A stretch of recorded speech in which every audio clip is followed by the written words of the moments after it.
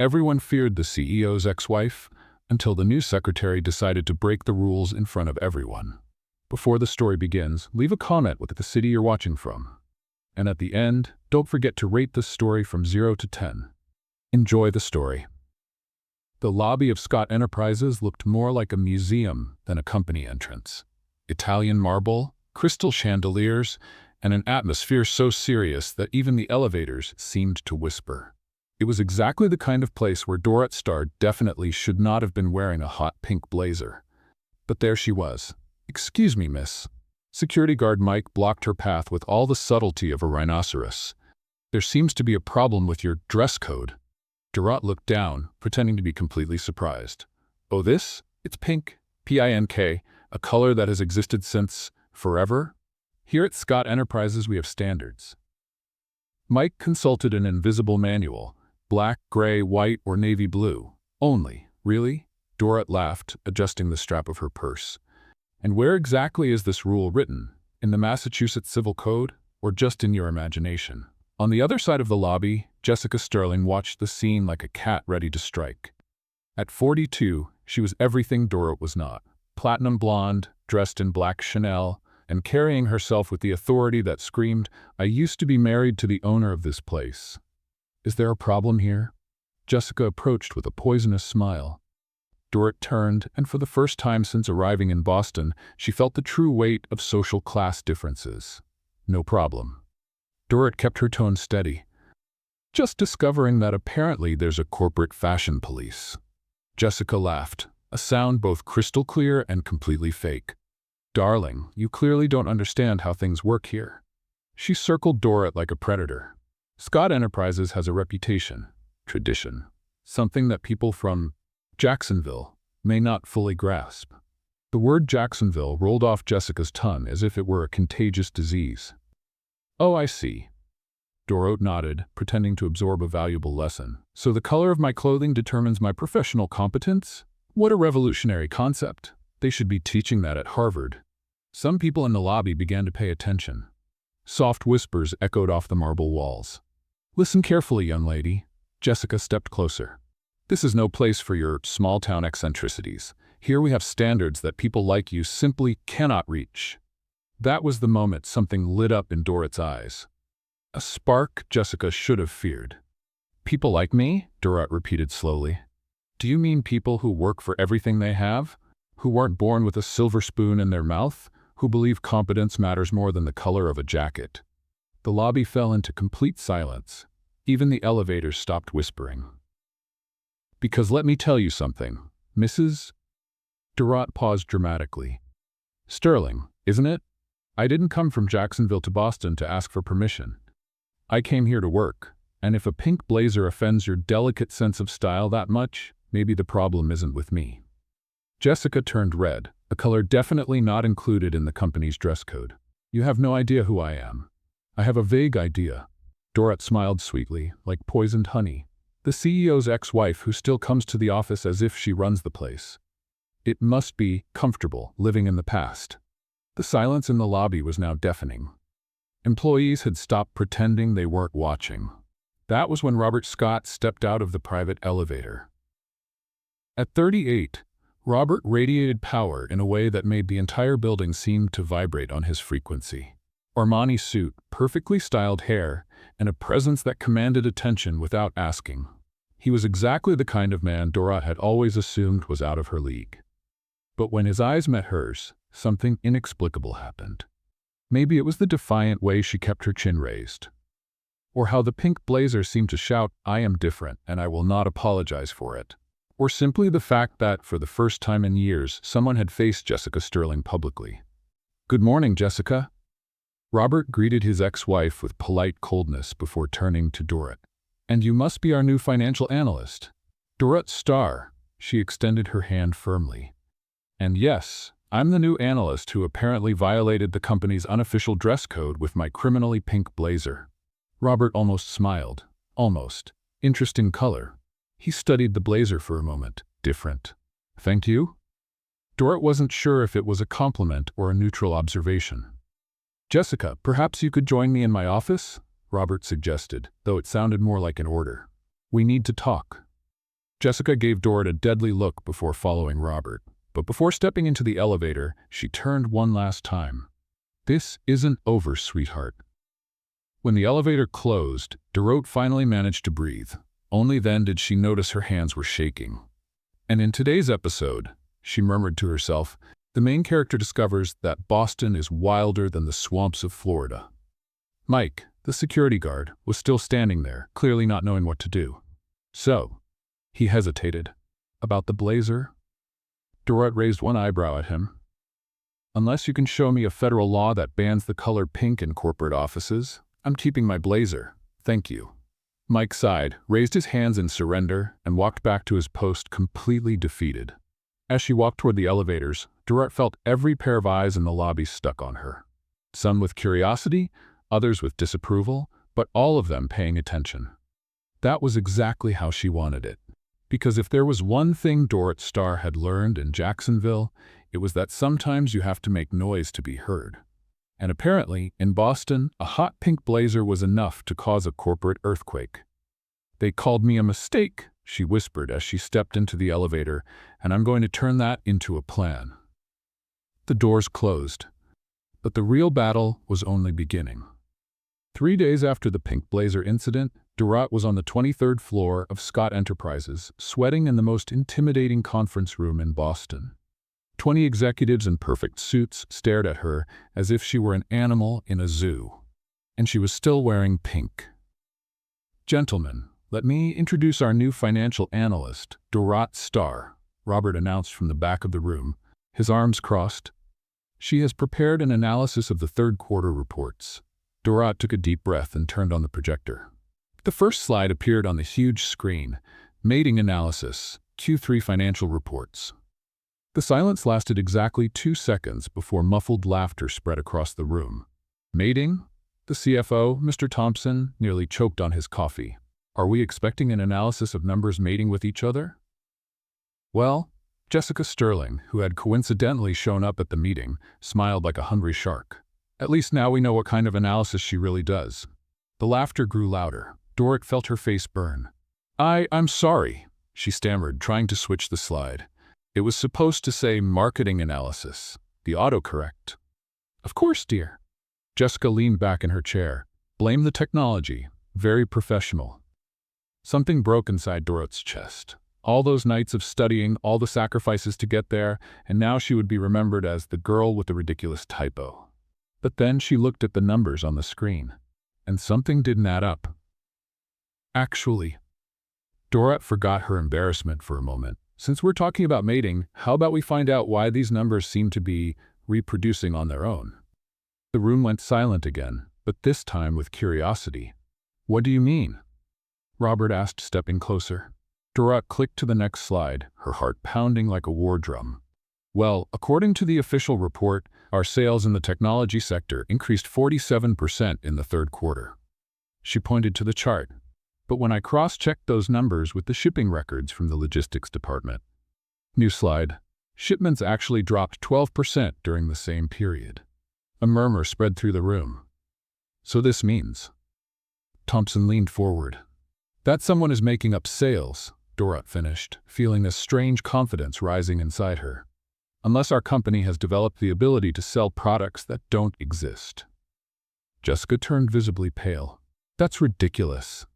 She stood up abruptly. "A junior analyst from Jacksonville questioning reports approved by senior directors? What arrogance." "You're right," Dorrit agreed, surprising everyone. "It is very arrogant of me to question numbers that fail basic math." She clicked to another slide. "Like these contracts here." Dorrit pointed to a list. "Supposedly signed with Tech Vision Corp., you know, the company that went bankrupt 6 months ago."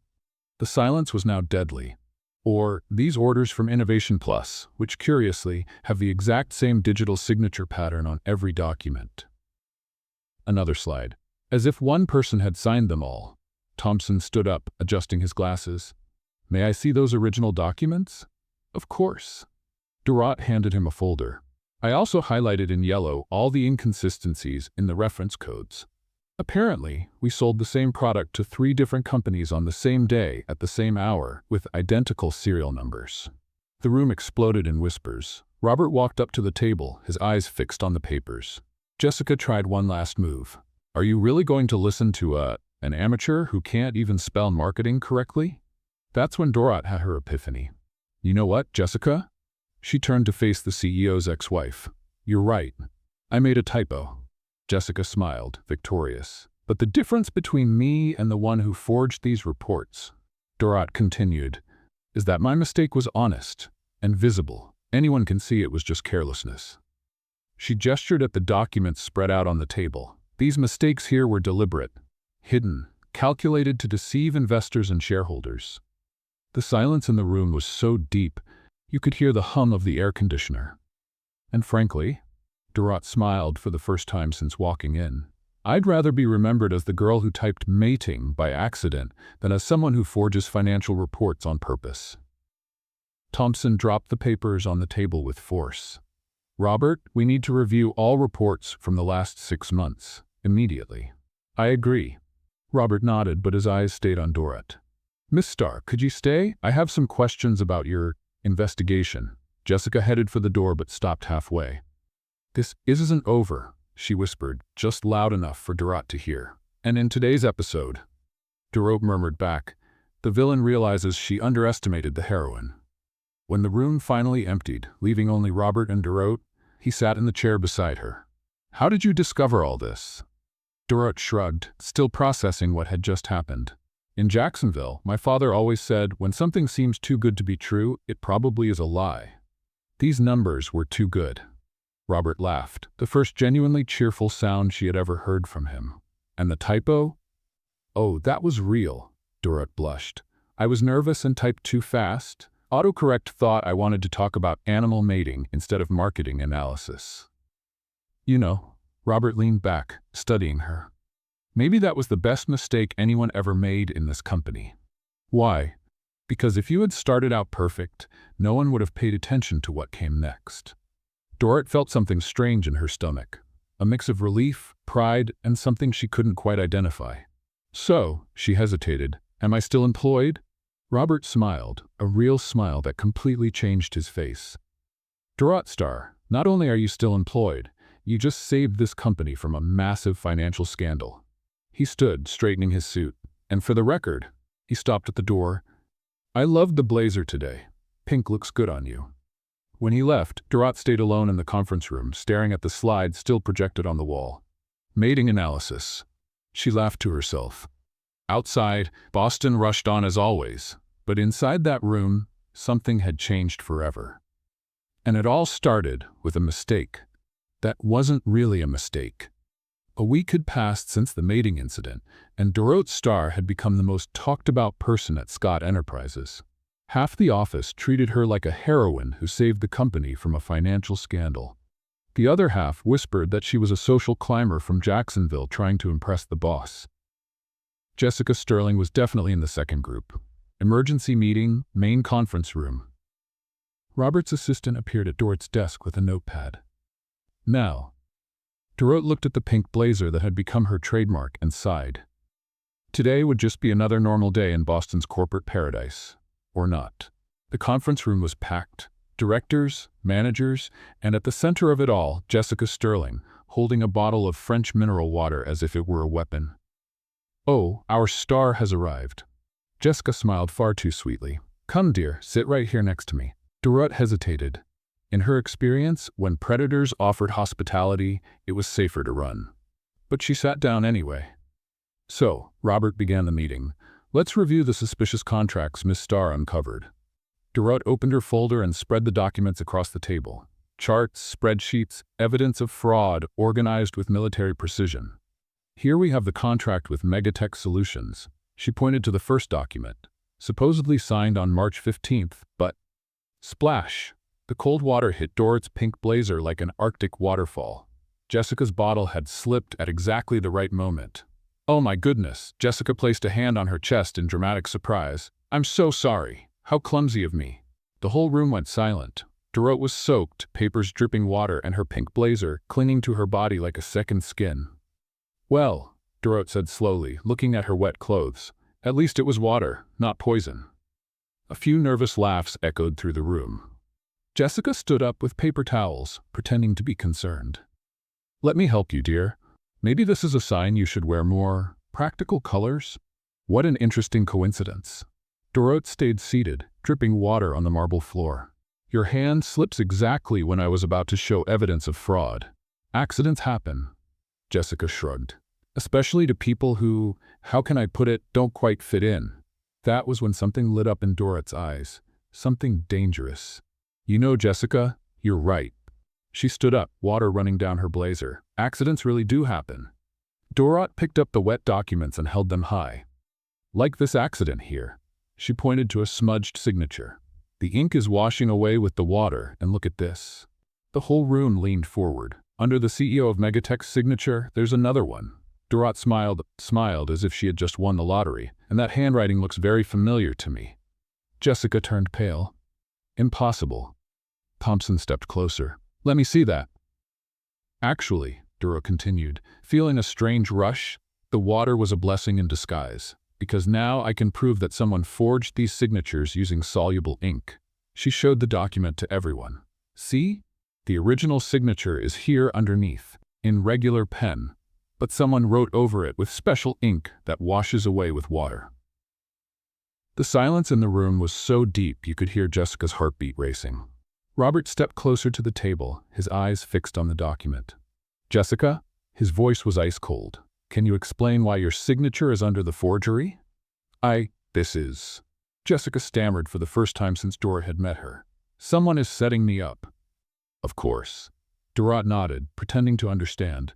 Someone forged their own signature just so they could forge someone else's on top. What a brilliant plan. The laughter in the room was no longer nervous. It was genuine. Jessica exploded. Listen here, you small-town nobody. She pointed her finger at Dorot. You have no idea who you're dealing with. Jessica, Robert warned, but she kept going. I built this company with Robert. I have connections you can't even imagine, and I won't let some girl from Jacksonville destroy everything I built. The room fell into deadly silence. Nobody breathed. Direct threats now? Dorot stayed calm, though her heart was racing. What an interesting escalation. Robert stepped between them. Jessica, I think you'd better leave, now. No. Jessica turned to him, her eyes blazing with rage. You will choose between me and this? This what? Dorot asked softly. Jessica took a deep breath, clearly trying to control herself, but the venom had already spilled out. This opportunist who showed up out of nowhere with her flashy outfits thinking she can change everything. I see, Dorot nodded. So the problem isn't corporate fraud, it's the fact that I wear pink. The problem, Jessica moved closer, her voice low and threatening, is that you don't know your place. And what is my place? Dorot asked, genuinely curious. Far away from here. The silence that followed was so heavy it seemed to press on the air itself. Robert finally spoke. Jessica, you're fired. What? Jessica turned to him, shocked. You don't work here anymore. Robert repeated firmly. Forgery, threats to employees, this ends now. Jessica laughed, a hysterical, unsettling sound. You'll regret this, Robert. And you, she pointed at Dorot, you have no idea what you just started. She stormed out, slamming the door so hard the frames on the walls shook. When silence returned, everyone turned to Dorot, still dripping water onto the marble floor. Well, she said at last, at least now we know my pink blazer is sabotage-proof. The room burst into laughter. Robert stepped closer to her. Are you all right? Dorot looked at the soaked blazer, the wet documents that had exposed fraud, and the room full of executives who finally respected her. I'm great, she smiled. But I think I'll need some dry clothes. Of course, Robert hesitated. And Dorot? Yes, thank you for everything. As she left the room, leaving wet footprints down the hallway, Dorot murmured to herself. And in today's episode, the heroine discovered that Sun's water reveals more truths than any investigation.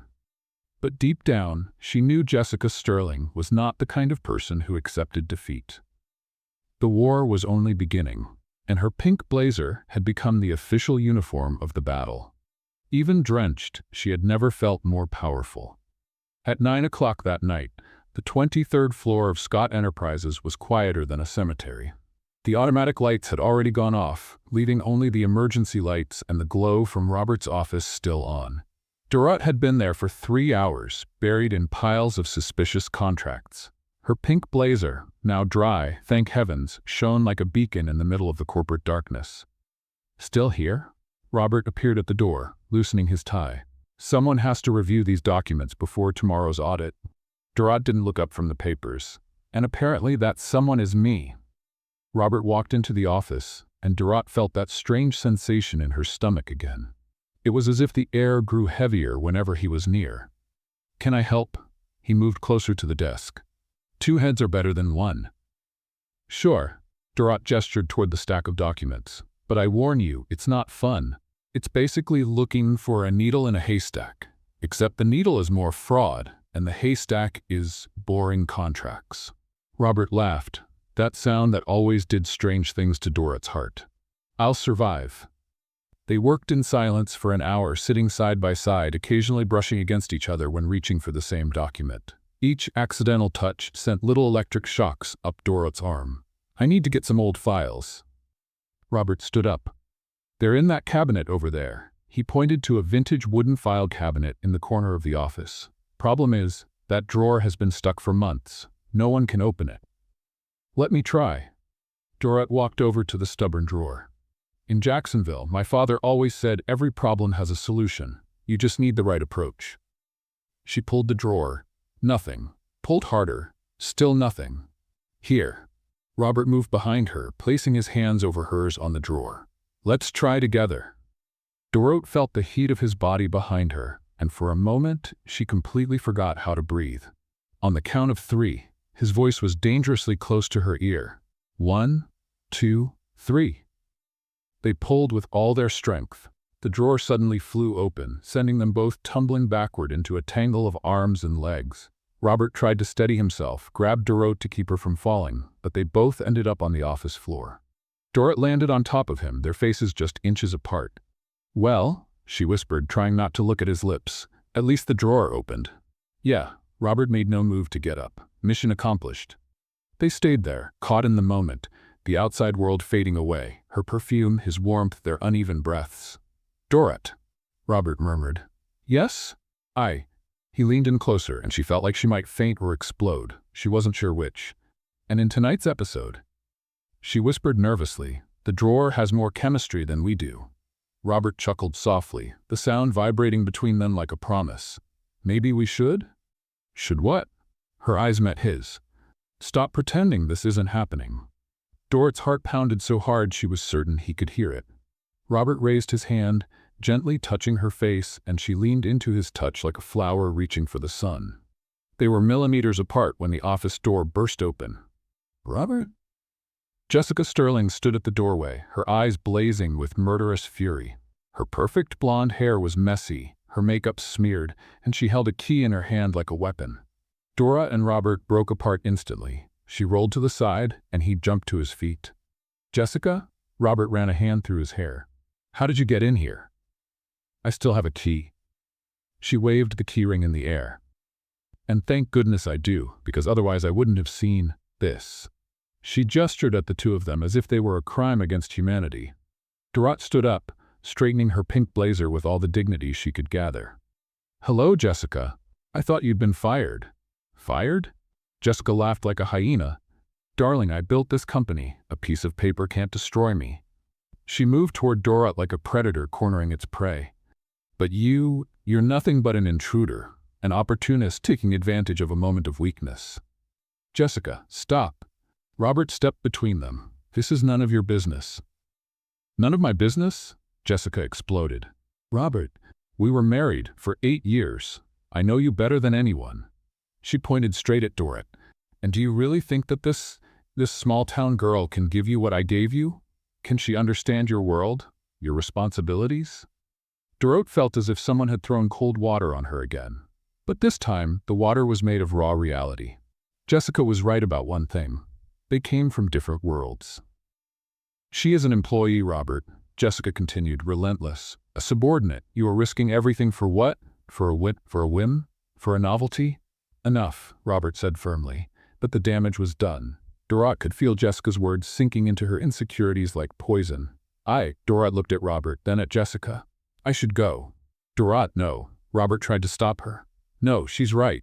Dorrit avoided his eyes. This was a mistake, a moment of weakness. The words came out like blades, cutting even herself. We are professional adults. We cannot let this interfere with our work. Jessica smiled in victory. Finally, someone with common sense. Dorrit grabbed her bag and headed for the door, but stopped next to Jessica. But just for the record, she whispered low enough for only Jessica to hear, he wasn't thinking of you when he almost kissed me. Jessica turned red with rage. Dorrit left the office without looking back, but she could feel Robert's eyes burning into her back. In the elevator, alone, she finally allowed the tears to fall. Because Jessica was right, Robert was the CEO of a billion-dollar company.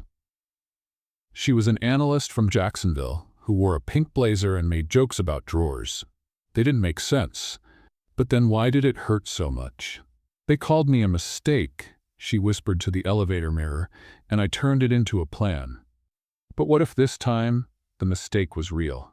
What if she was falling in love with the wrong person, in the wrong place, at the wrong time? The elevator doors opened on the ground floor, and Dorrit stepped out into the cold Boston night, carrying the weight of an almost kiss that could have changed everything.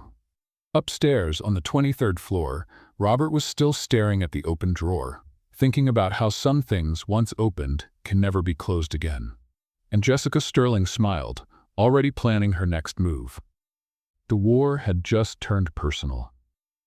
The following Monday, Dorrit arrived at the office and immediately felt that something was wrong. Conversations stopped when she walked by, furtive glances followed her down the halls, and there was a mood of gossip in the air that made her hair stand on end. "Good morning, Sarah." Dorrit greeted the receptionist, who looked away awkwardly. Good morning, Miss Starr." Strange. Sarah had always been friendly. In the elevator, two executives were whispering until she stepped in. Then they fell into deadly silence, as if she were contagious. "People on the 10th floor seem excited today," Dorrit commented casually. They didn't respond. When she reached her desk, she found a stack of official memos waiting for her. The first was about inappropriate professional conduct. The second, about workplace relationship policies. The third made her choke, investigation of financial irregularities. "What the hell?" she murmured. "Well, our celebrity has arrived." Marcus from IT walked past her desk with a nasty grin. "I heard you're more creative with numbers than we thought." "What do you mean?" Nothing. He shrugged. "Just rumors about reports, let's say, edited."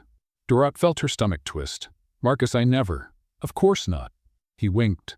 "Just like you never tried to seduce the boss for a promotion, right?" Dorrit's blood ran cold. "What did you say?"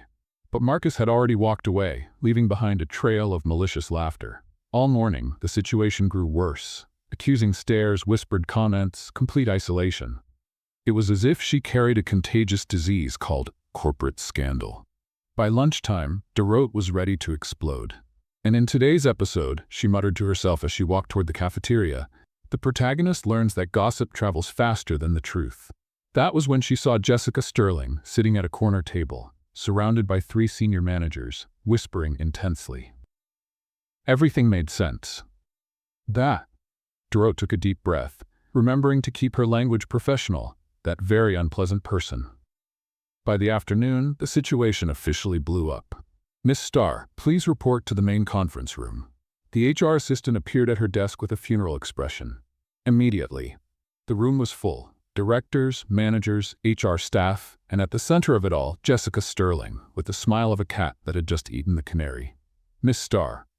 HR Director Mr. Four Williams gestured to a lone chair in the middle of the room. "Please have a seat." Dorrit sat down, feeling like a defendant in a courtroom. "We've received serious accusations regarding your professional conduct." Williams opened a folder, specifically about manipulating financial data and using improper influence to gain benefits. "What influence?" Dorrit asked, genuinely confused. Jessica leaned forward. "Dear, we all know about your special relationship with certain people in positions of authority." "Special relationship?" Dorrit repeated. "You mean staying late to review fraudulent contracts? What kind of special relationship do you call that?" "The kind that involves being alone in the CEO's office late at night." Jessica smiled venomously. "Very dedicated to your work." Whispers rippled through the room.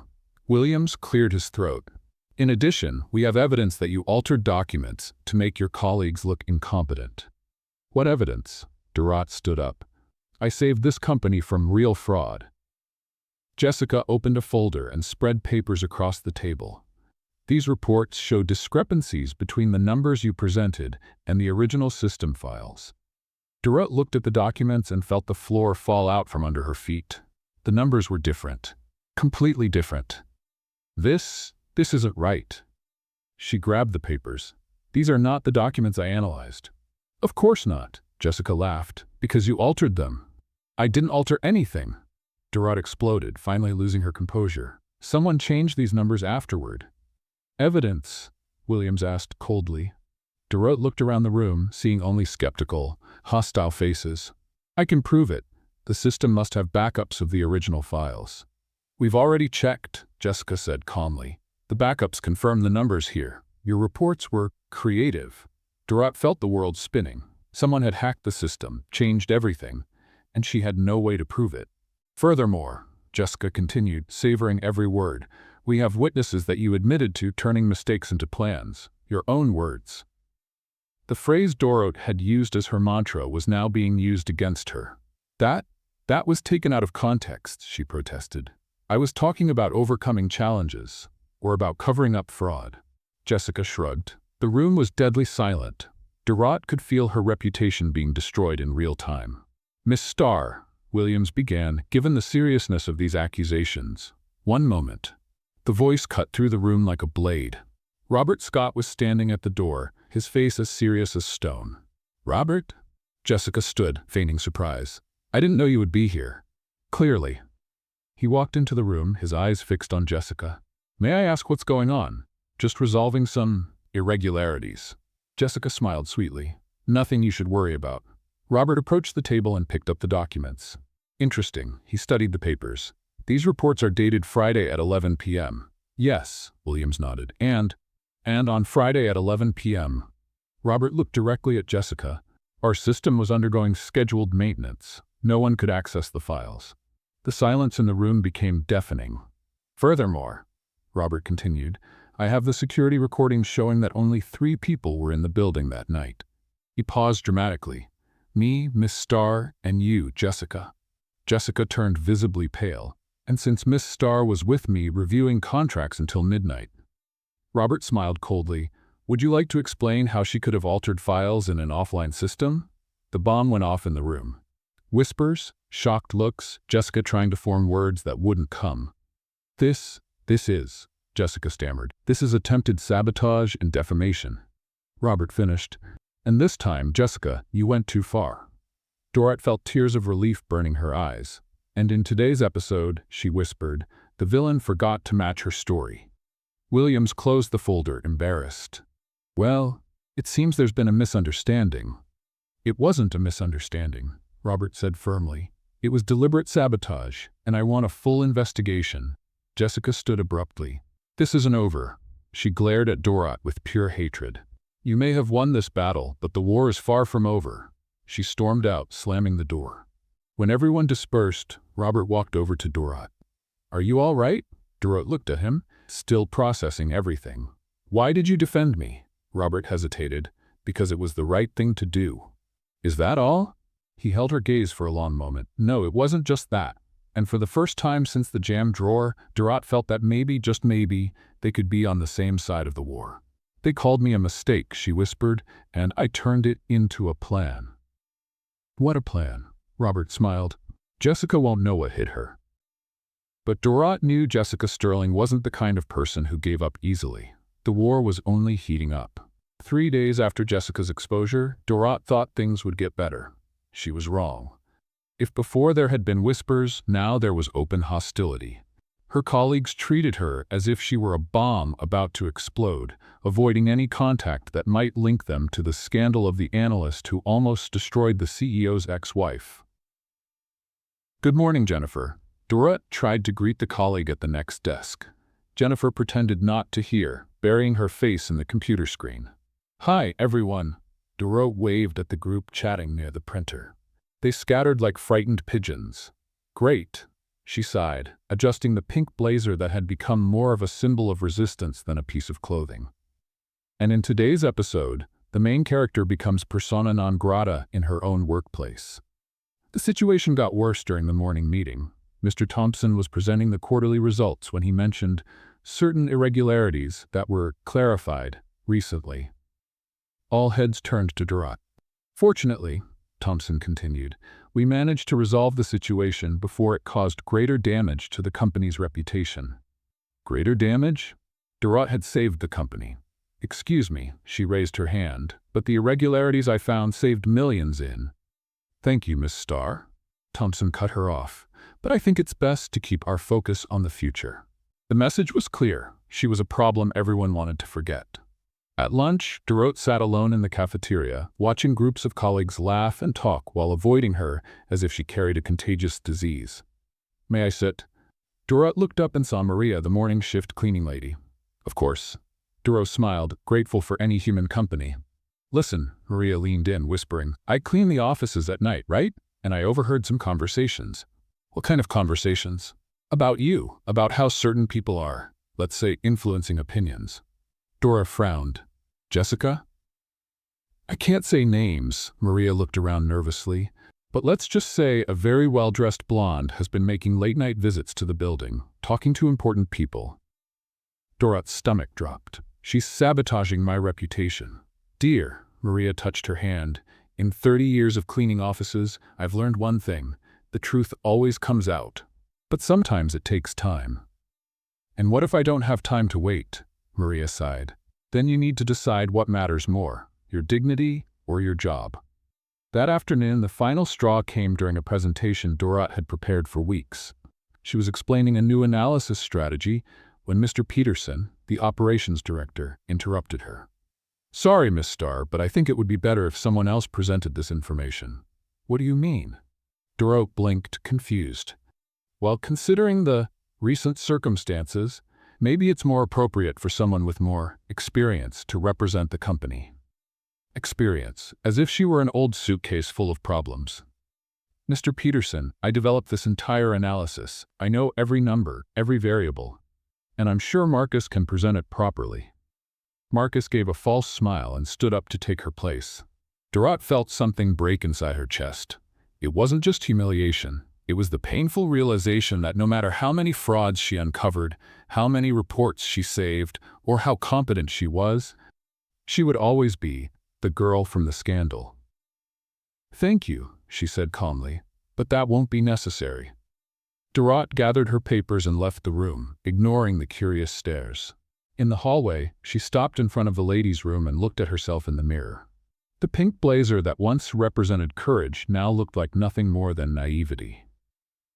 And in today's episode, she whispered to her reflection, the main character walks away from the drama.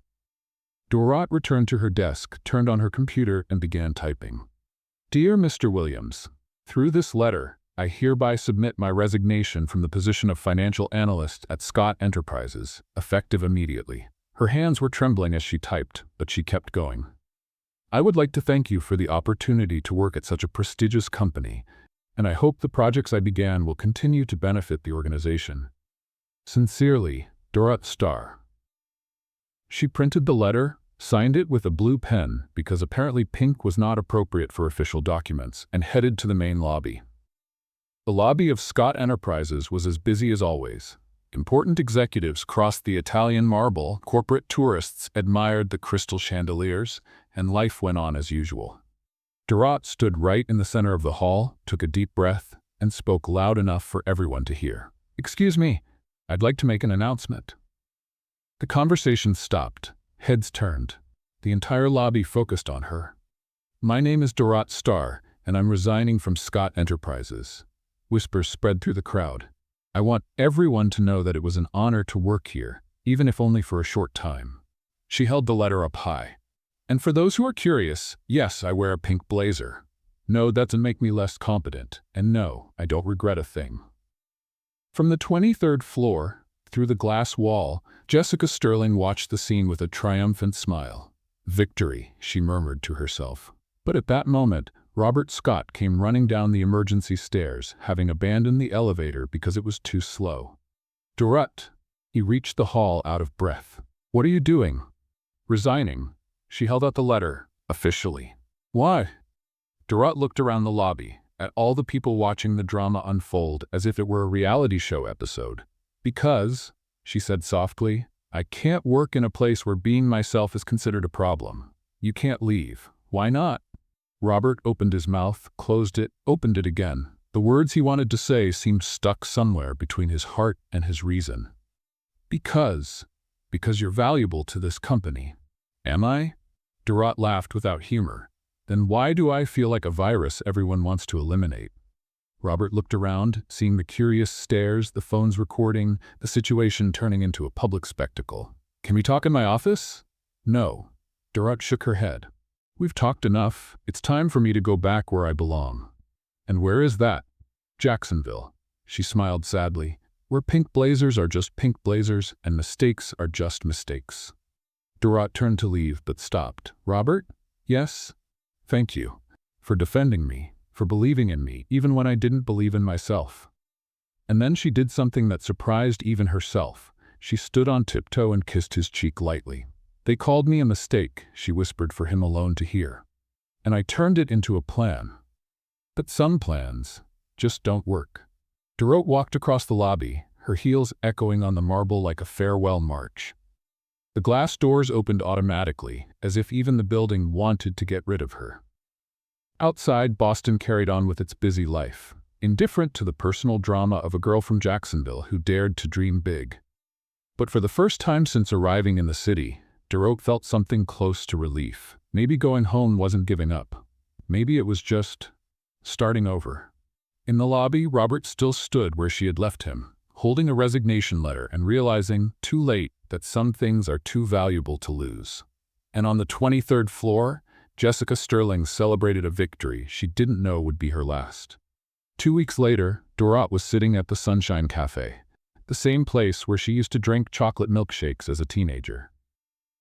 Jacksonville seemed smaller than she remembered, but also more welcoming, like a warm hug after months in Boston's corporate ice. So, Tommy Martinez, her best friend since high school, stirred his coffee with a spoon far too small for his huge hands. You left the dream job to come back here? Girl, did you hit your head? It wasn't exactly the dream job. Dorot bit into the grilled cheese sandwich, the same one she had ordered for 15 years. It was more like a nightmare with a good paycheck. And the guy? The billionaire CEO? Sarah Chen, her other best friend, leaned forward with sparkling eyes. Tell us everything. Was he handsome? Sarah, Dorot almost choked on her soda. What? I'm a journalist. I need the juicy details for the story. What story? Local girl conquers Boston and comes home victorious. Sarah made a dramatic gesture. It'll be front page of the Jacksonville Tribune. I didn't conquer anything. Dorot laughed. I literally ran away with my tail between my legs. You uncovered fraud in a billion-dollar company, Tommy pointed out, stood up to the boss's ex-wife, and walked out with your head held high. If that's not victory, I don't know what is. Dorot looked out the cafe window, watching the calm life of Jacksonville pass slowly by. No rush, no pressure, no pink blazers starting revolutions. You know what? She turned to her friends. I'm thinking of starting my own company. Doing what? Sarah asked. Financial consulting, but with complete transparency. No politics, no manipulation, no, she paused, no psychopathic ex-wives trying to destroy innocent people. Tommy laughed. And what would the name be? Star Consulting? I was thinking of something more playful. Dorot smiled mischievously. And in tonight's episode, the protagonist considers calling the project Blazer Co. Sarah almost spat out her coffee. You cannot name a company Blazer Co. Why not? It's memorable, it's unique, and it represents everything I've learned. Be yourself, even when the whole world thinks you're wrong. That is, Tommy stopped to think, actually brilliant. Right? Dorot lit up for the first time in weeks. Imagine the slogan, Blazer Co., where being different is our specialty. The three of them laughed until they cried. Meanwhile, 1,500 kilometers away, Robert Scott was having the worst month of his professional life. Shares dropped 12% this week. CFO Thompson placed the reports on the table with the delicacy of someone announcing a death. Investors are nervous about recent events. Robert looked out the window of his office on the 23rd floor. From there, he could see the exact spot where Dorot had resigned 2 weeks earlier. Recent events, he repeated. You mean the discovery of massive fraud that could have destroyed the company? Well, yes, but also the negative publicity about dismissed employees and, let's say, personal drama. Robert turned to face Thompson. Personal drama? Robert, Peterson entered the room without knocking, followed by 3 other board members. We need to talk. About what? About leadership. About focus. About the fact that you're letting personal matters interfere with business. Robert felt anger boil inside. Personal matters? Like defending a competent employee from sabotage? Like getting romantically involved with a subordinate, Peterson corrected, causing a public scandal that's hurting our reputation. I did not get involved with anyone, but you wanted to. Jessica Sterling's sharp voice echoed through the room. She walked in as if she still owned the place, and everyone saw it. Robert clenched his fists. Jessica, you don't work here anymore. No, but I'm still a shareholder, and as a shareholder, I'm concerned about the direction this company is taking. She stepped closer to the table, full of poisonous confidence. Robert, dear, you were always focused, determined, but since that girl showed up, you've lost your way.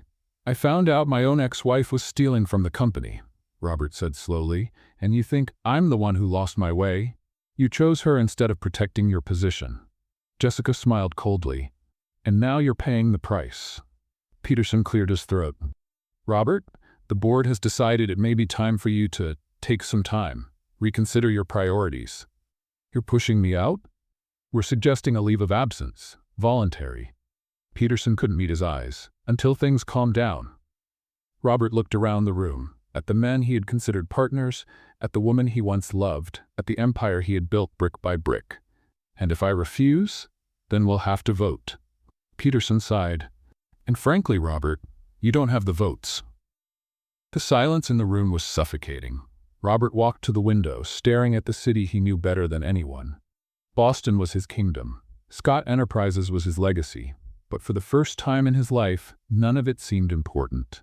How long? He asked without turning. 3 months, maybe 6. Robert nodded slowly. I want it on record that this is the biggest mistake you've ever made. He turned to leave, but stopped at the door. And Jessica? Yes? Congratulations, you finally got what you wanted. That night, Robert was in his empty apartment. Jessica had taken half the furniture in the divorce, sipping whiskey and staring at the business card Dorot had left on his desk. Star, financial analyst. Underneath, scribbled by hand. They called me a mistake, and I turned it into a plan. Robert smiled for the first time in weeks. He picked up the phone, hesitated, and dialed. Hello? Her voice still did strange things to his heart. Dorot? It's Robert. Silence on the other end. Hi. Her voice was cautious. How did you get my number?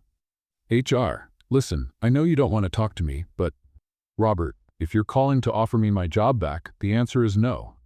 It's not that. He took a deep breath.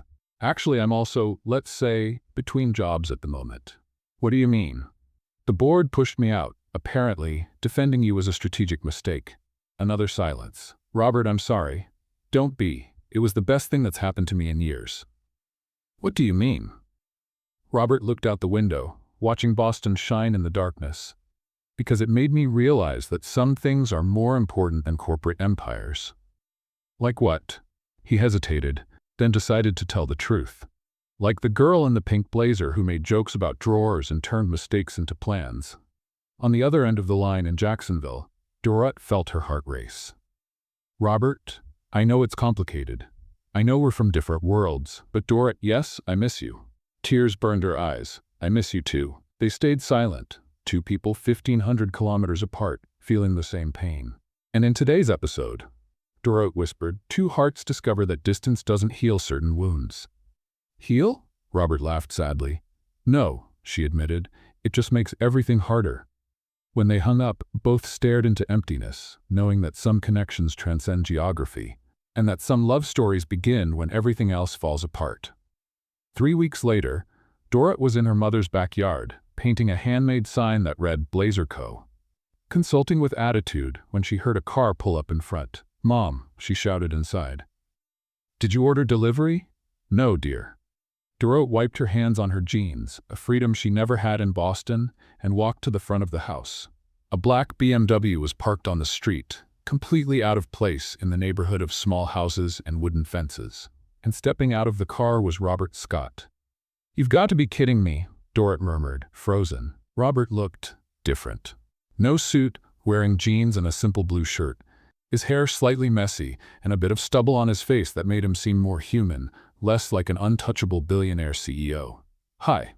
He approached slowly, as if not wanting to scare off a wild animal. "Robert?" Dorot blinked, still not believing it.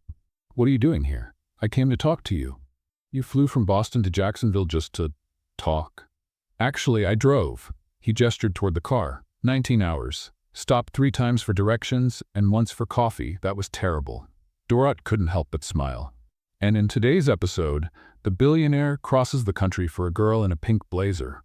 Ex-billionaire, Robert corrected with a sad smile. "Technically." "Oh," Dorot shifted uncomfortably. "Sorry, I heard that, well, that I was kicked out of my own company?" Robert laughed without humor. "Yeah, news travels fast." They stood on the sidewalk, the physical distance small, but the emotional distance feeling like an ocean. "Why did you come?" Dorot asked softly. Robert took a deep breath, like someone preparing to jump off a cliff. "Because for 3 weeks I've been waking up thinking of you, and going to sleep thinking of you.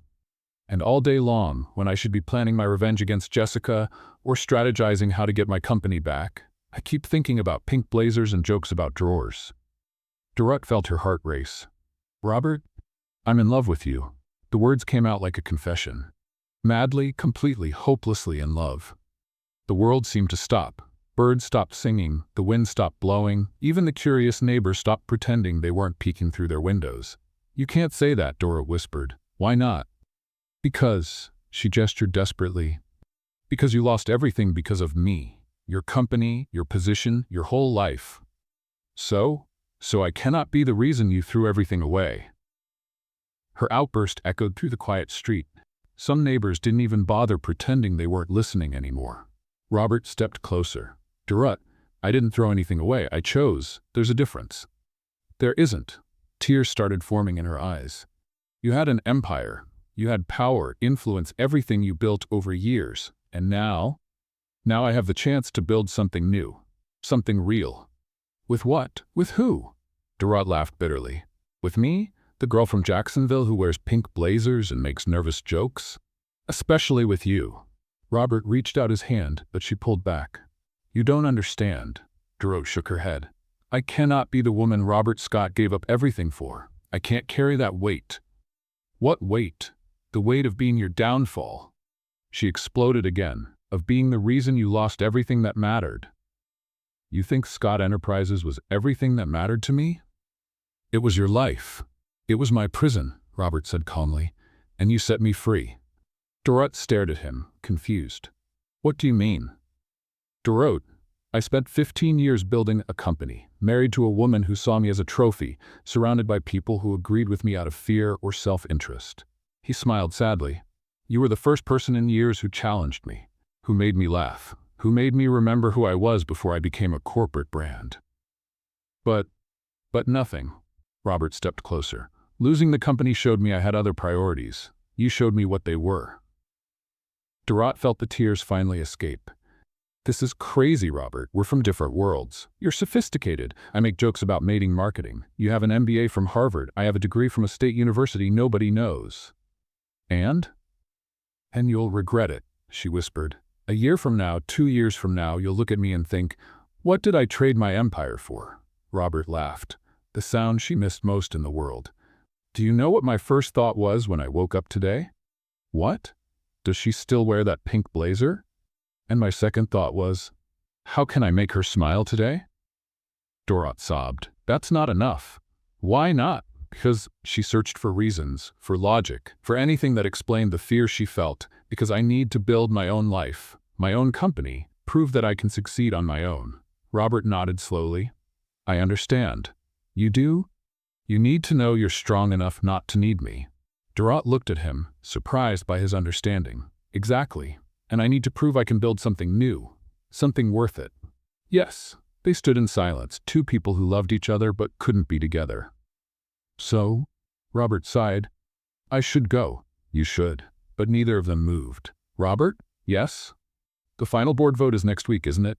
To decide if you return or if they remove you for good? Yes, Thursday at 3 in the afternoon, he frowned. Why? Durant hesitated, then let it slip. Just curious. Robert studied her for a long moment. Durant, you should go.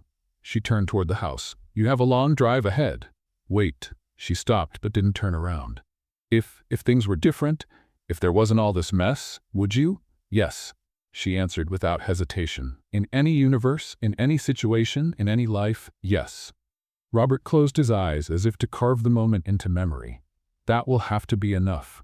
Durant heard the car door close, the engine start, the sound fading down the street. Only then did she turn, seeing nothing but the taillights disappearing at the corner. Her mother appeared on the porch. Was that him? It was. You sent him away? I did. Why?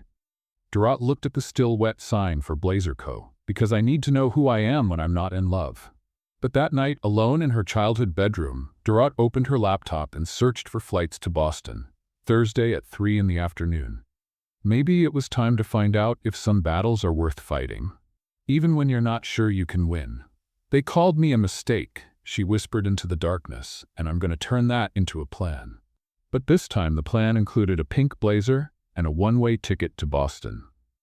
Thursday, 2:50 p.m. The Scott Enterprises boardroom was tense as a violin string ready to snap. 15 board members, 3 business journalists, because leaks always happen. And at the center of it all, Jessica Sterling, in a Chanel suit that cost more than a car. Robert was seated at the end of the table, looking oddly calm for someone about to lose everything he had built. Gentlemen, Peterson tapped the makeshift gavel, we are here to decide the future leadership of Scott Enterprises. Jessica leaned forward, her red nails drumming on the mahogany table. Before we begin, she said in a voice sweet as poison, I'd like to present additional evidence regarding the instability of our current CEO. Robert raised an eyebrow. Additional evidence? Yes. Jessica opened an elegant folder. Phone records showing excessive calls to Jacksonville, employee reports of erratic behavior, and, she paused dramatically, witnesses that you drove 19 hours to chase after a former employee who was clearly manipulating you. Whispers swept through the room. Chase after? Robert laughed. Is that what you call a civilized conversation now? Robert? Thompson sighed. We understand you've been through a difficult time, but... A difficult time? Jessica interrupted. Gentlemen, this man abandoned his responsibilities for a romantic fantasy with a woman who almost destroyed our company. She saved our company, Robert exploded. She caused the biggest scandal we've ever had. Jessica shot back. At that moment, the double doors of the hall swung open, and Durant Starr walked in as if she owned the place. The silence that followed was so deep you could hear the buzz of the fluorescent lights. She was wearing the pink blazer. Of course she was. But this time, it looked different. More confident, more determined, as if she finally knew exactly who she was. Sorry for the interruption, Durant said calmly, but I heard you were discussing my work without inviting me. How rude. Jessica went livid. What are you doing here? Exercising my American right to defend myself. Durant smiled sweetly. You know, that little thing called the First Amendment? Robert stared at her as if she were an apparition. Durant, how did you? Flight from Jacksonville to Boston, 2 hours and 40 minutes. She sat in the empty chair next to him. Economy, window seat, snack included. Very civilized. Peterson cleared his throat. Miss Starr, with all due respect, this is a private board meeting. About me. Durant cut him off. So it's not that private, is it? She turned to Jessica with a smile that could make a shark jealous. Besides, I have some interesting things to share about corporate fraud and evidence tampering. Jessica laughed nervously. Dear, you've already been fired. Your accusations have no legal standing. You're right, Durant nodded, but they do have journalistic standing. She waved toward the door where 2 Wall Street Journal reporters walked in with cameras. Hope you don't mind. I thought the American public should know the truth about questionable corporate practices. Jessica jumped to her feet. This is an ambush. This is transparency, Dorot corrected her. Something that seems to be a strange concept around here. You can't film here, Peterson protested. Actually, one of the reporters said, Miss Starr provided us with evidence of corporate crimes. We have the right to investigate. Dorot opened her own folder, far less elegant than Jessica's, but infinitely more organized. Gentlemen, she began, I'd like to present something interesting. Original documents from the computers of Scott Enterprises, recovered by a tech specialist from Jacksonville.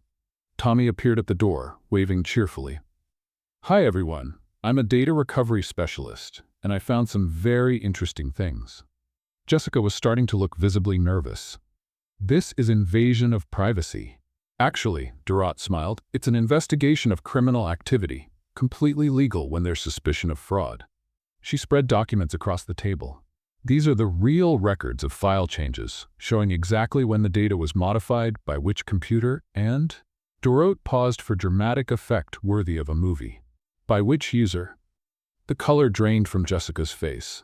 Interesting, Dorot continued, because according to these files, all the changes that incriminated me were made from one specific computer.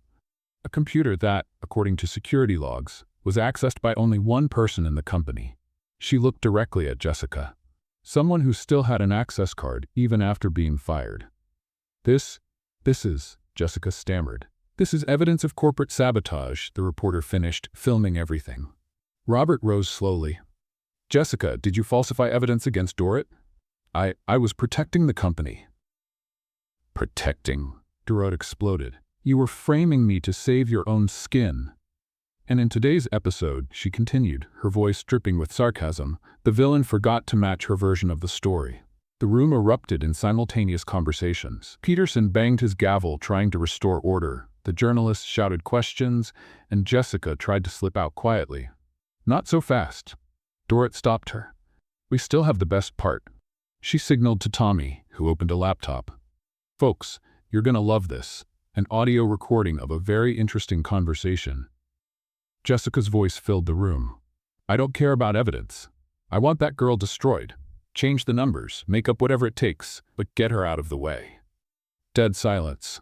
Oops, Dorot said cheerfully. Looks like someone forgot there are taps on company phones. Jessica looked as if she'd seen a ghost. That was taken out of context. What context? The reporter asked. The context where you admit to falsifying evidence? Peterson stood up, visibly shaken. Jessica Sterling, you are formally accused of corporate sabotage, document forgery, and… Enough, Jessica exploded. You think some random girl from Jacksonville can destroy everything I built? She pointed at Dorot with pure hatred. She ruined my wedding. She ruined my reputation. She ruined my life. I ruined it? Dorot stood up, incredulous. Jessica, you forged documents. You lied to investors. You tried to frame me for crimes you committed. Because you were never supposed to be here, Jessica shouted. This is not your world. Your ridiculous clothes, your stupid jokes, your mediocre background, you don't belong here. The silence that followed was so heavy it felt solid. Dorot looked around the room, at the shocked faces, the cameras recording, at Robert staring at her with something close to admiration. You know, Jessica, she said calmly, you're right. I don't belong in this world. Pause. I belong in a better world. The room erupted in applause. Robert stepped closer to Dorot, his eyes shining. How did you pull all of this off? Tommy's a hacker in his free time, she smiled. And I learned that sometimes you have to fight fire with fire. And now? Dorot looked at Jessica being escorted out by security, at the reporters finishing their stories, at the chaos she had caused. Now, she said, I think we have a company to rebuild. Robert smiled, the first genuine smile in months. We? Well, Dorot adjusted her pink blazer, someone has to teach you about transparency, and apparently, that someone wears a pink blazer and makes jokes about drawers. They called me a mistake, she whispered just for him. And you turned it into a revolution, Robert finished. Outside, Boston watched the biggest corporate scandal of the year. But inside the room, two people finally understood that some battles are worth any war, and that sometimes a happy ending begins exactly when everything seems lost. 2 hours after Jessica's exposure, the boardroom looked like a battlefield after war. Papers were scattered, coffee cups abandoned, and the air was so tense you could cut it with a knife. So, Peterson cleared his throat, clearly uneasy. Considering the recent developments, perhaps we should reconsider the leadership situation. Robert was seated next to Dorrit, who still radiated the energy of someone who had just torn down an empire of lies using nothing but the truth and a pink blazer. "What exactly do you mean?" Robert asked. "Well," Thompson shuffled his papers nervously. "Obviously you were wronged by Jessica's accusations. Maybe we can just forget this whole situation and return to business as usual." Dorrit let out a laugh that echoed through the room. "Forget? You nearly destroyed his reputation based on lies, and now you want to forget?" "Miss Starr," Williams tried a condescending tone. "We understand your indignation, but business is business." "Business is business?" Dorrit stood up. "You sabotaged an honest man to protect a criminal, and now you want to pretend nothing happened?" Robert placed a hand on her arm. "Dorrit, it's all right." "It is not all right." She turned to him. "Robert, they betrayed you. They humiliated you, and now they expect you to come back as if it's some kind of favor? It's complicated." Robert began. "It's not complicated," Dorrit burst out. "It's a matter of dignity." The board members exchanged uneasy glances. "Perhaps," Peterson suggested cautiously, "we should discuss the terms of Robert's reinstatement as CEO." "Terms?" Dorrit laughed bitterly. "How generous. You'll allow him to return to the company he built." At that moment, the doors opened, and 3 reporters rushed in. "Mr. Scott! Mr. Scott!" A CNN journalist pushed a microphone forward. "Can you comment on the arrest of Jessica Sterling just minutes ago?" Robert blinked, stunned. "Arrest? Yes. The FBI just took her into custody for corporate fraud and sabotage. What's your reaction?" The boardroom fell into absolute silence. Robert looked at Dorrit, who was just as shocked as he was. "I didn't know." "Mr. Scott?" Another reporter stepped forward. "Rumors say you will immediately reassume control of the company. Is that true?" Peterson quickly stood up. "There are no official comments at this moment." "Actually," Robert rose to his feet, his voice cutting through the chaos. "I do have a comment." All cameras turned to him. "I, Robert Scott, am formally resigning as CEO of Scott Enterprises." The boardroom exploded. Cameras flashed, reporters shouted questions, and board members jumped to their feet in panic. "Robert!" Peterson yelled over the noise. "You can't." "I can, and I am," Robert said calmly, but his voice carried across the room. "This company has shown that it prefers politics over principles, lies over truth, and convenience over integrity." "But Robert," Thompson pleaded, "this is your company." "No." Robert shook his head. "This is a company that betrayed its own values, and I refuse to lead an organization that cannot recognize the difference between right and wrong." Dorrit stared at him, completely shocked. "Robert, no, you don't have to." "Yes, I do." He turned to her, and something in his eyes made her heart stop. "Because some things are more important than empires." "Like what?" a reporter shouted. Robert looked directly at the cameras. "Like working with people you respect. Like building something based on honesty. Like—" He hesitated, then looked at Dorrit. "Like not losing the person who makes you want to be better." And in today's episode, Dorrit whispered, tears forming in her eyes, "The CEO resigns in the middle of the corporate breakfast." But Robert wasn't finished. "And since we're being transparent," he continued, still speaking to the cameras, "I want it on record that Dorrit Starr is the most competent analyst I've ever met. She saved this company from a scandal that could have cost millions, and in return she was sabotaged, slandered, and forced to resign." Peterson was in total panic. "Robert, please, let's talk in private." "No." Robert was relentless. "You had your chance to talk. You chose to believe convenient lies instead of inconvenient truths." He turned to Dorrit. "And you? You had the courage to come back here and fight for the truth, even when it meant facing powerful people. Even when it meant risking your own safety." "Robert," she whispered. "So yes," he said to the cameras, "I am resigning. And if any smart company wants to hire the best financial analyst in the country, she's available." He pointed at Dorrit, who was as red as a tomato. "And she wears a pink blazer. Deal with it." The hall exploded with laughter from the reporters and total panic from the board members. "But what about the company?" Williams shouted desperately. "And the shareholders and the employees?" Robert stopped at the door. "The company will be fine. It has good employees, and apparently it's about to get rid of toxic leadership." He smiled ironically. Consider this a management reorganization. You can't just walk away." Peterson ran after him. "I can, and I will." Robert took Durrat's hand. "And I'm taking with me the only person in this room who truly understands what integrity means." Durrat followed him, still in shock. "Robert, are you out of your mind? You just threw away billions of dollars." "No."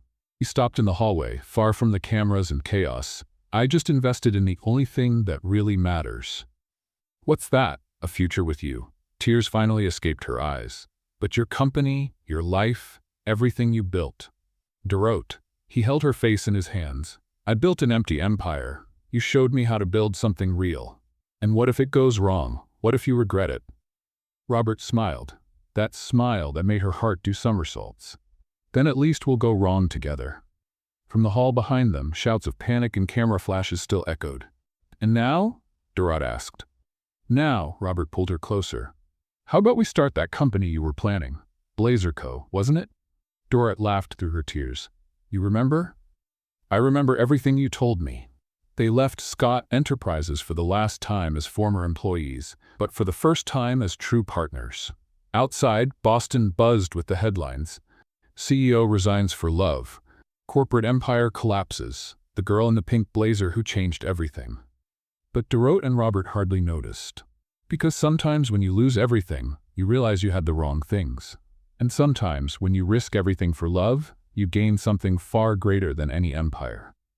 "They called me a mistake," Durrat whispered as they walked down the sidewalk. "And you turned it into a revolution." Robert finished. "Our revolution," she corrected, lacing her fingers with his. "Our revolution," he agreed. And for the first time in years, the future looked infinitely more interesting than the past. 6 months later, the old converted warehouse in Boston's financial district was buzzing with activity. The sign at the entrance simply read, "Blazer Analytics, transparency is our language." Durrat was in the middle of the open office, wearing, of course, a shocking pink blazer, coordinating 3 projects at once while balancing a coffee and a donut. "Tommy!" she shouted to the IT department, which was basically Tommy at a desk surrounded by 6 monitors. "Did the data from Miami City Hall come in?" "It did, and it's already being processed," Tommy shouted back. "By the way, you're gonna love what I found in the urban cleaning contracts." "Fraud?" "Artistic fraud. They're charging for cleaning streets that don't even exist." Durrat laughed. "Add that to the presentation. The mayor is going to have a fit." Robert appeared from what used to be a closet and now served as a meeting room. "The call with the Seattle people is over. They want to hire us to audit the entire housing department." "Really?" Durrat stopped spinning in her chair. "All of Seattle?" "All of Seattle." Robert smiled, still not used to the chaotic energy of the new office. 6 months ago, he was leading meetings in mahogany boardrooms. Now, he worked in a warehouse with recycled wooden desks and a coffee machine that Tommy had borrowed from an abandoned office. And in today's episode, Durrat announced to the entire office, the mistake became the CEO of an international ethical auditing firm, co-CEO. Robert corrected, tossing a paper ball at her. "Co-CEO," she agreed, throwing the ball back. Sarah Chen, who had moved from Jacksonville to be communications director, looked up from her computer. "Guys, did you see the news today?" "What news?" Durrat asked, still tossing paper balls with Robert like they were teenagers. "Jessica Sterling was released from prison today." The office went completely silent.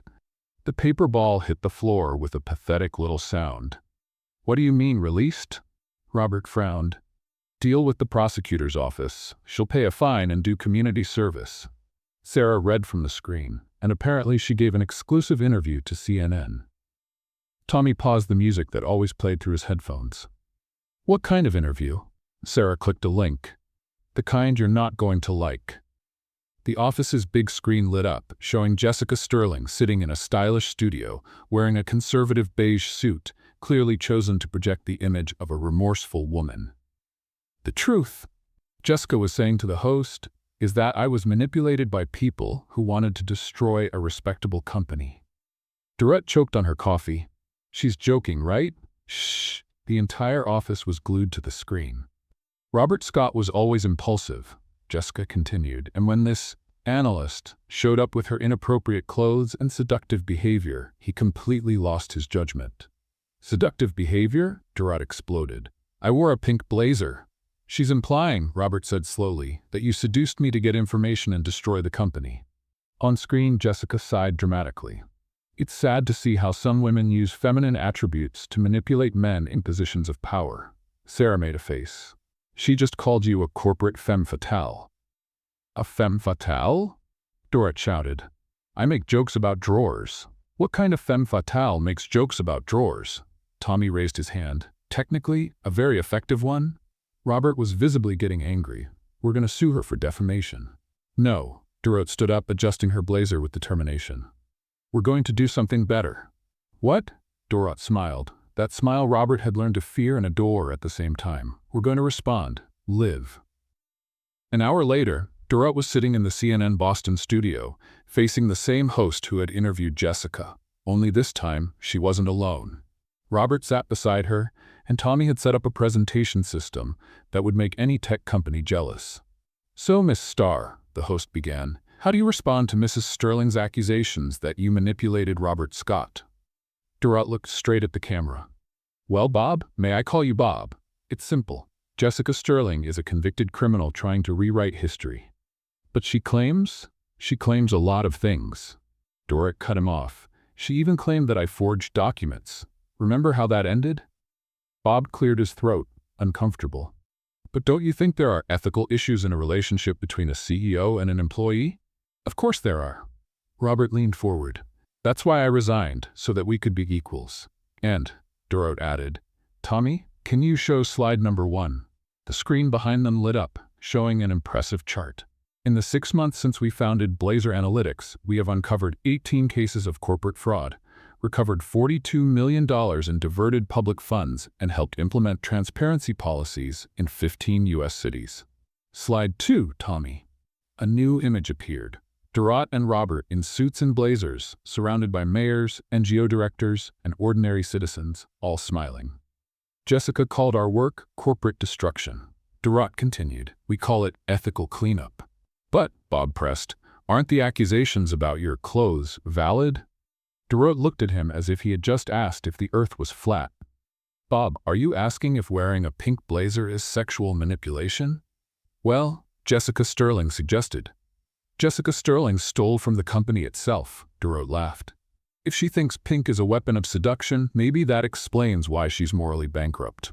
Robert laughed, and the sound echoed through the studio. Besides, he added, any man who can be manipulated by a clothing color probably shouldn't be running a company anyway.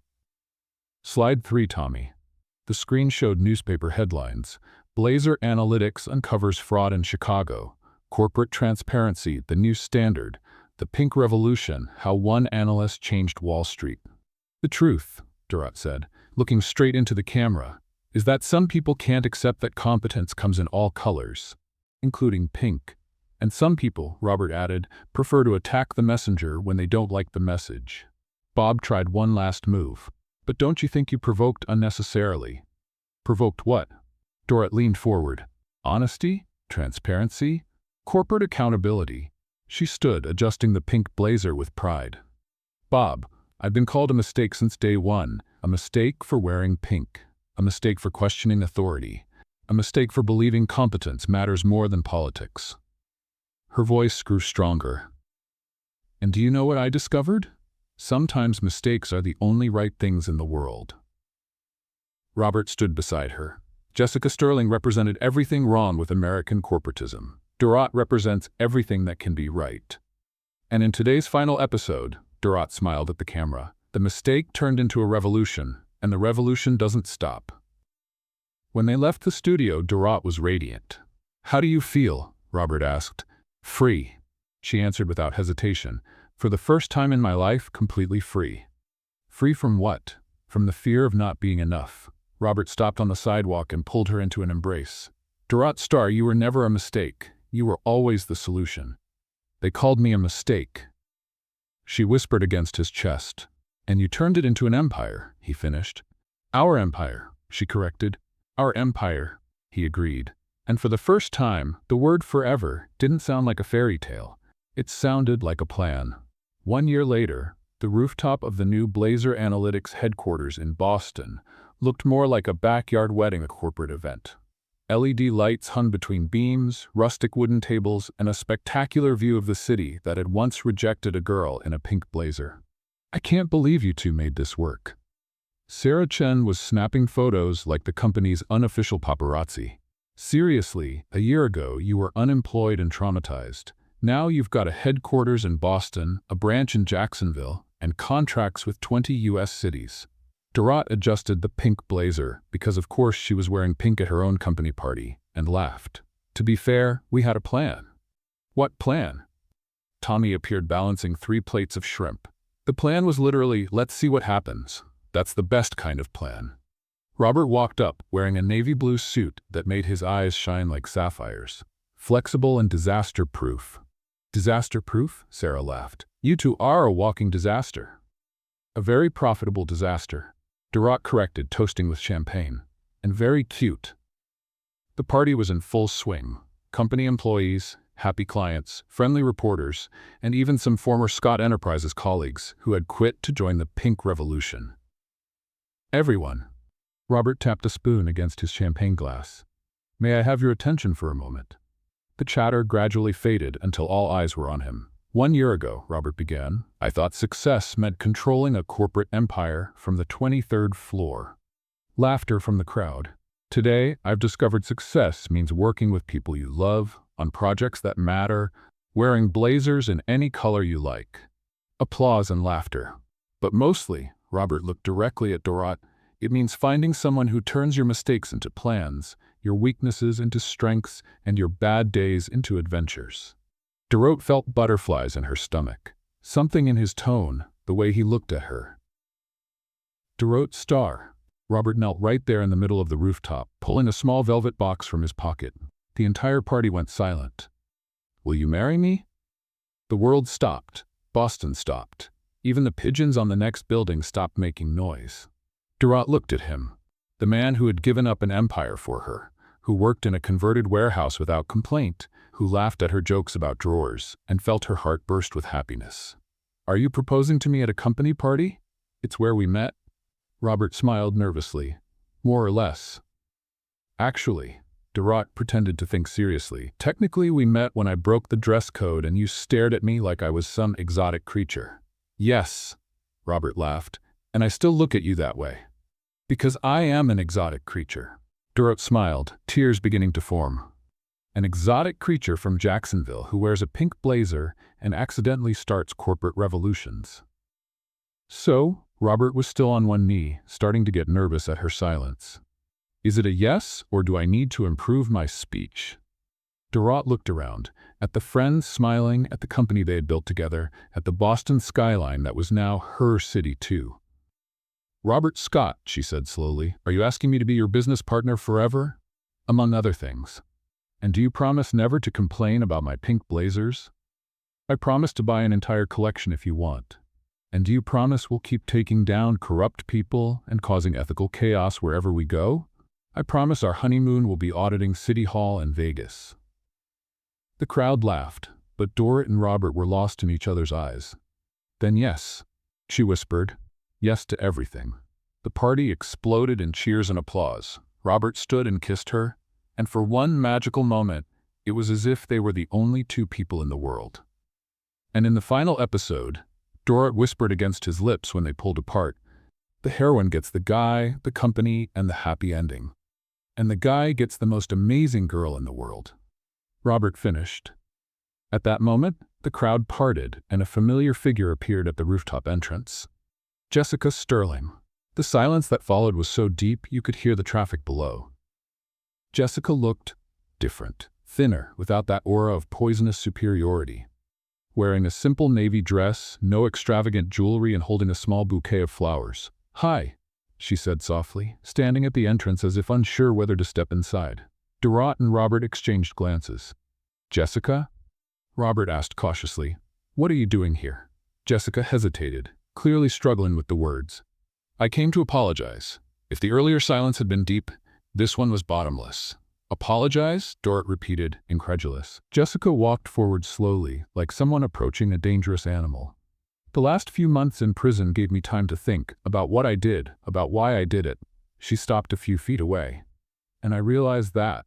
She took a deep breath. I realized I was afraid. Afraid of what? Robert asked. Of being irrelevant. Jessica looked at Dorot. You represented everything I no longer was, young, talented, principled, and instead of admiring that, I tried to destroy it.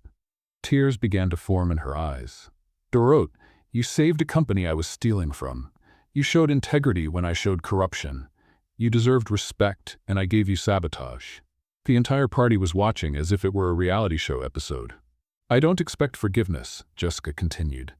But I wanted you to know that I admire what you've built. Together. She held out the bouquet to Dorot. Congratulations, truly. Dorot looked at the flowers, then at Jessica, then at Robert.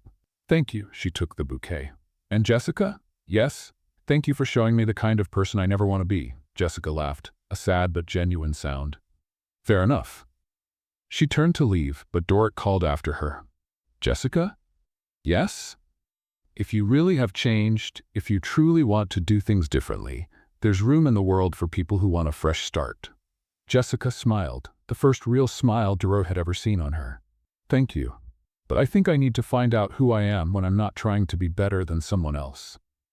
She waved to the crowd. Enjoy the party. You deserve it. When Jessica disappeared down the stairs, the party slowly came back to life. Man, Tommy shook his head. And in the final episode, even the villains surrendered. Dorot laughed, holding the unexpected bouquet and the new ring. You know, she said to Robert, when I arrived in Boston a year ago, I thought I was going to conquer the corporate world. And you did. No. She shook her head. I changed the corporate world. That's different. Robert pulled her closer. How so? Conquering is about power. Changing is about purpose. Dorot looked around the party, at all the people who had joined the Pink Revolution. They called me a mistake. And you turned it into a revolution, Robert finished as always. Our revolution, she corrected, kissing him again. Forever, he whispered. Forever, she agreed. And as Boston sparkled around them, two people who had found love in the middle of corporate chaos danced under the stars, knowing that some love stories begin with pink blazers and end with forever. Because sometimes, the happy ending is just the beginning of the real adventure. And so ends the journey of Dorot Starr, the girl from Jacksonville, who dared to wear a pink blazer in a gray corporate world and ended up transforming not only her own life, but also redefining what success, integrity, and true love really mean. From an underestimated analyst who made hilarious typing errors to co-CEO of a groundbreaking company, Dorot proved that sometimes being different is not a flaw, it's a superpower. Robert learned that giving up an empire can be the way to build something far more valuable. A partnership based on mutual respect, shared purpose, and of course, plenty of laughter about stuck drawers. And even Jessica Sterling discovered that it's never too late to choose to be a better person. They called me a mistake, and I turned it into a plan. This phrase became much more than a personal mantra. It turned into the motto of a generation of professionals who refused to accept that being authentic is a problem to be fixed. What did you think of Dorot and Robert's journey? What was your favorite moment in this story of love and corporate revolution? Share your thoughts in the comments. On a scale from 0 to 10, what score would you give this story? Did you connect with Dorot's courage? Were you rooting for Robert to find true love? Or maybe you have your own experience with ridiculous corporate dress codes. Don't forget to subscribe to the channel and hit the notification bell to receive more moving stories like this one. See you next time. And remember, if someone says you're a mistake, maybe it's only because you're the solution they can't see yet.